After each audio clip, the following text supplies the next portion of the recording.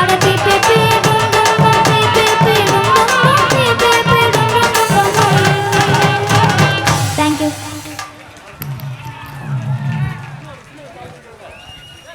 மிக சிறப்பான பாடலை பாடி உங்கள் அனைவரையும் மனம் குளிர வைத்த அருமை தம்பிக்கு தொழிலதிபர் அண்ணன் இஸ்மாயில் அவர்கள் 1000 ரூபாய் அன்பளிப்பாக அளிவந்தார்.